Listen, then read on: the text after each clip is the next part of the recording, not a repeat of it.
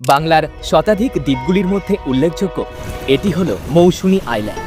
প্রচলিত মোষ আনি থেকে নামাঙ্কিত এই দ্বীপটি দিগন্ত বিস্তৃত নীল সমুদ্র এবং নির্জনতায় ঘেরা যেন প্রকৃতির এক অদ্ভুত উপহার। বিগত কিছু বছরে জনপ্রিয়তার শীর্ষে পৌঁছানো এই স্থানে কলকাতা থেকে মাত্র একদিনের ছুটিতে ঘুরেও আসা যায় সহজে। তাই ধর্মতলা থেকে বাসে কিংবা আমার মতোই শিয়ালদহ থেকে লোকাল ট্রেনে করে নামখানা পৌঁছে সেখান থেকে রিজার্ভে অটো বা টোটো বুক করে নৌকা পার হয়ে পৌঁছাতে পারেন গন্তব্যে। আমরা ছিলাম এই সি স্কাই ডিউলাক্স রিসর্টে। ওনারা ওয়েলকাম ড্রিঙ্কস হিসেবে প্রোভাইড করেছিলেন ডাবের জল।